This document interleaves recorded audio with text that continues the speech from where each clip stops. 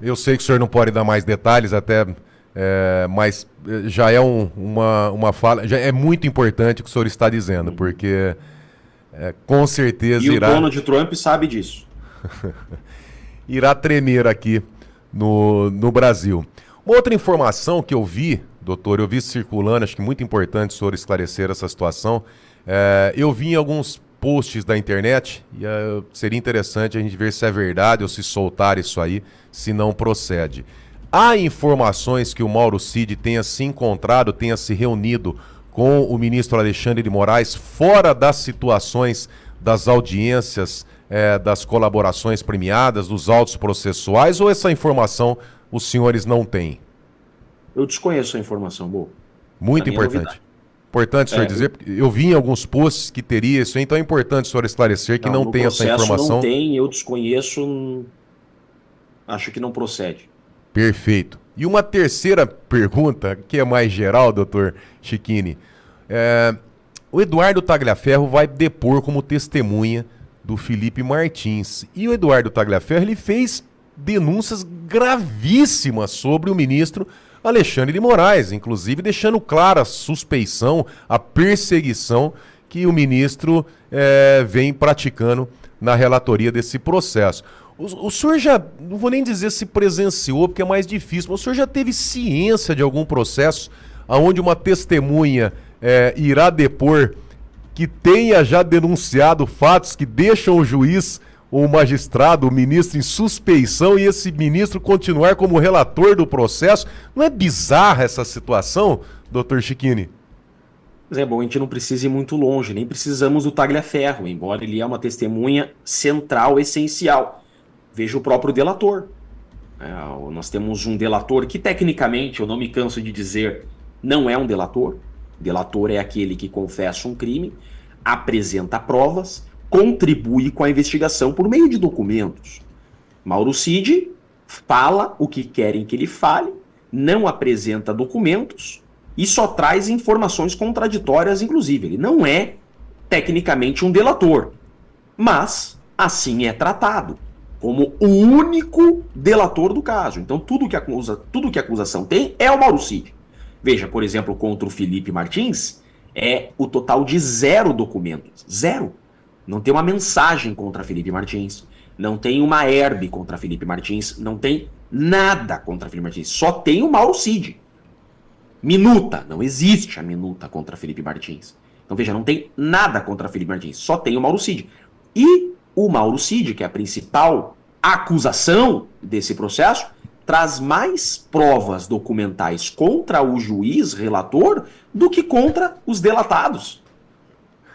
Eu nunca vi isso na minha vida. Um delator que tem mais provas contra o juiz da causa do que contra os delatados. Esse processo, eu afirmo, é a maior aberração jurídica da história do mundo. Daqui 1000 anos, assim como a Bíblia narra como os hebreus deixaram o Egito, nós vamos falar desse processo aqui no Brasil, Boco.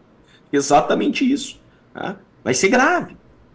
Entrará para a história do Brasil como a maior perseguição por meio do processo criminal da história do nosso país. Doutor, o senhor tem tempo para mais uma pergunta? Claro que sim. Aqui do meu lado, o advogado Cláudio Cofani também tem uma pergunta para o senhor. Cláudio, por favor. Bom dia, doutor Jeffrey Chiquini. É uma dia, satisfação falar com o senhor, que é colega. Somos 3 advogados aqui conversando. E é muito bom para a nossa audiência saber que quem está falando são profissionais da área. Primeira coisa, eu gosto muito quando o senhor lembra e fala para a sociedade que esse processo, esses inquéritos, esse processo do 8 de janeiro, vai entrar para a história como uma das mais vergonhosas páginas jurídicas e processuais do Brasil e também do mundo. E para lembrá-lo, como eu também sou professor na área de civil, o senhor é professor em processo penal, né? E para lembrar nossa audiência, nós temos um famoso caso que foi inclusive o nome de uma operação da Polícia Federal, que é a Operação Cisâmenes, que fala de um juiz persa que foi condenado há mais de 3.000 anos atrás por vender sentenças. Então é só lembrar à sociedade que essa operação fala de um juiz que 3.000 anos atrás fez besteiras. Então quando o senhor fala que daqui a 1.000 anos vão falar do que ocorre hoje, eu não tenho nenhuma dúvida, doutor. Nenhuma dúvida. Não sei que nome a história vai dar, se vai ser operação lá no futuro, Alexandre de Moraes, qual o nome que a história vai dar para essa vergonha jurídica. Mas minha pergunta para o senhor, ainda mais para o senhor que é um professor, é a gente sintetizar em alguns minutos ou segundos, para a gente poder até fazer um bom corte e disseminar, porque ainda existem brasileiros, inclusive com formação na área jurídica, e brasileiros que não têm nenhuma formação na jurídica, que acreditam que o processo que está ocorrendo, ele é um processo normal, é um processo legítimo, um processo digno, e que acreditam que não há perseguição contra isso daí. Então, de uma maneira, peço ao senhor professor, ao vivo, de uma maneira simples, vamos explicar para o cidadão brasileiro. Brasileiros, esse processo é uma fraude processual. Claro que sim, claro que sim. E é muito claro tudo isso, porque, veja, nós temos aqui um tabuleiro de xadrez, que a regra é deles, as peças são deles, e não as do povo.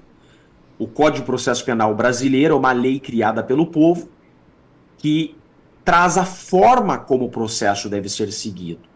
E a forma como esse caso está seguindo, é evidente que assim o está para que seja mais célere, para que seja mais rápido. Olha só, todas as estratégias adotadas nesse processo deixam claro tratar-se de uma perseguição política. Por quê? Esse processo deveria começar em primeiro grau. O que seria isso? Como foi na Lava Jato? Primeiro grau, TRF, que é o segundo grau, STJ e STF. Mas isso demoraria muito. Como eles têm pressa em tornar Bolsonaro inelegível e eliminá-lo das ruas, eles mudaram a regra para começar esse caso já no STF. E eu explico.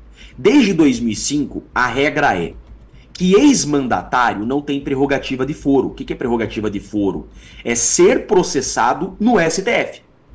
Então, a prerrogativa de foro diz respeito à cadeira que se ocupa. Desde 2005, não está na cadeira, não tem prerrogativa de foro. Porque o foro é da cadeira e não da pessoa. Ex-presidente, primeiro grau. Não está mais na cadeira de presidente, não é no STF. O que eles fazem? Eles mudam essa regra e dizem, então, que ex-presidente continua tendo prerrogativa de foro. Uma regra de 2005 é mudada agora, levam esse caso para o STF com esse entendimento. Acontece que o regimento interno do STF dizia que quem tem prerrogativa de foro é julgado pelo plenário. Só que ser julgado pelo plenário nesse caso demora um pouquinho mais do que eles queriam. Ser julgado pelo plenário, por exemplo, tem o André Mendonça, que poderia pedir vista do caso e atrasar o julgamento. O que eles fazem? Então, em 2023, eles alteram o regimento interno e jogam esse caso para a primeira turma. Primeira turma onde só tem companheiros. Flávio Dino, Alexandre de Moraes, que é o relator, Fachin. Essa é a primeira turma. Então eles mudam o entendimento em 2023 para jogar esse caso para a primeira turma. Veja, mudaram 2 entendimentos consolidados para isso. Esse caso vai para a primeira turma. Não bastasse, para serem mais rápidos ainda, eles dizem o seguinte, que não vão intimar as testemunhas das defesas. Veja, isso não existe. O Código de Processo Penal, que é a lei processual penal que rege o processo penal brasileiro, criada pelo povo, diz que o Estado intima as testemunhas. Vem o juiz e fala, ó, nós não vamos intimar as testemunhas das defesas. Querem ter testemunhas? Tragam suas próprias testemunhas. Por que isso? Para que o processo seja ainda mais rápido. Não bastasse, eles fracionam em 4 núcleos. Por quê? Porque colocar todo mundo junto demora mais o processo. Eles fracionam em núcleos para terminar o núcleo do Bolsonaro por primeiro. Então, eles fazem todas essas alterações. Agora chegando ao ponto final, o nevrálgico da perseguição. Tá? Por que isso? Por que isso? Simplesmente para enganar essas pessoas que estão sendo enganadas. Para dar uma aparência de legitimidade. Você matar o seu opositor político é politicamente, historicamente muito caro. Você derrubar um avião, você matar, você prender sem processo. Então o que eles fazem? Eles criam um processo criminal para dar aparência de legitimidade, para enganar essas pessoas. E aí eles televisionam as audiências para vender para as pessoas que são facilmente enganadas que esse é um processo legítimo. Porque então, colocando o Bolsonaro atrás das grades, colocando os bolsonaristas atrás das grades, eles eliminam o bolsonarismo do país e ainda tem o discurso de que foi um processo. Isso não foi uma perseguição. Essas pessoas tiveram direito de defesa. Vejam, fizeram perguntas, tiveram advogados. E então eles têm esse contraponto a combater a nossa argumentação. Então a gente vem e mostra essas irregularidades e eles vendem para as pessoas que são manipuláveis a informação de que foi um Estado legítimo que puniu essas pessoas por crime. Para vocês entenderem, na Venezuela, em Nicarágua, você não tem presos políticos, você só tem presos comuns. Você só tem presos por crimes comuns. Esse é o formato que vem se adotando desde sempre nas ditaduras. Por exemplo, Venezuela viveu isso de 2014 a 2017 de forma idêntica. Criaram processos criminais para perseguir opositores políticos, condenaram e prenderam os opositores políticos. Você prender um opositor político é muito mais eficaz do que você torná-lo apenas inelegível. Porque se você prende o Bolsonaro, você o elimina do mundo. Ele é ex-militar, ele vai ser preso em um quartel. Quartel não é como um presídio que está um líder do Comando Vermelho do PCC onde entra celular. Num quartel não vai entrar celular. As regras serão cumpridas à risca. Então Bolsonaro não terá contato mais com o mundo exterior. Não terá, não receberá visitas de pessoas que não seja a esposa e os filhos. Então, eles eliminam o Bolsonaro do jogo e o tornam inelegível para sempre. Porque ser condenado criminalmente fica inelegível pelo tempo da condenação. Se Bolsonaro for condenado a 40 anos, ficará inelegível por 40 anos. Diferente de uma cassação que fica inelegível só por 8. Então, tudo isso daqui foi muito bem montado, estruturado para enganar a trouxa, para manipular a população, para dar uma aparência de legitimidade, mas com a finalidade de eliminar o bolsonarismo das urnas em 2026. É isso que estamos vivendo no Brasil, o que a Venezuela já viveu em 2014. Igualzinho, o que tentaram fazer com o Donald Trump. Só que os Estados Unidos é uma democracia muito mais sólida e não conseguiram. Por quê? Porque os Estados Unidos já têm uma liberdade enraizada. A Constituição americana é de 1780, então veja, é sólida. Não conseguiram fazer isso com o Donald Trump, mas tentaram. Por isso que o Donald Trump está entendendo o que estão fazendo com o Bolsonaro e vai intervir com sanções. Jeffrey Checchini, doutor, muito obrigado pela sua participação aqui na Auriverde Brasil. Como sempre, muito bom poder te ouvir aqui, a nossa audiência sempre comentando bastante suas participações aqui com a gente. Obrigado mais uma vez. Ô, João, eu adoro estar aqui, essa audiência maravilhosa. Doutores, prazer imenso. Obrigado por esse chat, querido. Eu estou vendo as mensagens aqui pelo celular. Fico lisonjeado com o carinho de vocês. Estamos juntos, estamos todos do mesmo lado. Juntos somos mais fortes, todos juntos por um Brasil livre, um Brasil melhor e por justiça. Contem sempre comigo, é um prazer imenso estar aqui. Me sinto em casa. Parabéns, João, pela condução. Você está sendo incrível. Fica aqui minha admiração, o meu grande e forte abraço a todos. Obrigado, doutor. Um grande abraço para você também. Obrigado pelo carinho aí, para com a Auriverde e também com a nossa audiência. Um grande abraço. Muito obrigado. Bom, a gente segue por aqui na Auriverde Brasil, uma conversa muito boa aí, né, com o Jeffrey Checchini, advogado agora que assume também a defesa de Felipe Martins no Supremo Tribunal Federal. Tantos pontos importantes abordados por ele aqui, conversando com a gente por meia hora, né, meia hora de entrevista, uma conversa de fato muito boa, muito agradável. Para você que está acompanhando a gente no YouTube, não esquece de deixar o seu joinha, tá? Ajuda bastante a gente aqui na nossa programação. São mais de 20.500 telas conectadas neste momento. Se você deixar o seu joinha, nos ajuda bastante.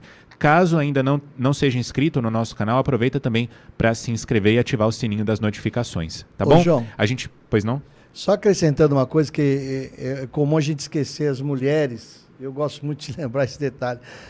Nós temos fechando só a ideia do Dr. Checchini, O que está acontecendo com o Bolsonaro, tentaram fazer com o Trump, fizeram na Venezuela. E também é muito importante lembrar que a Bolívia condenou a ex-presidente Jeanine Áñez em 2022 a 10 anos de cadeia, alegando também golpe de Estado. Então, na Bolívia, o mesmo modelo venezuelano foi adotado, que está sendo adotado no Brasil. Mas lá é uma mulher, e normalmente a gente esquece das mulheres até quando são condenadas. Então, João, só acrescentando isso daí, e agradeço a tua autorização para falar.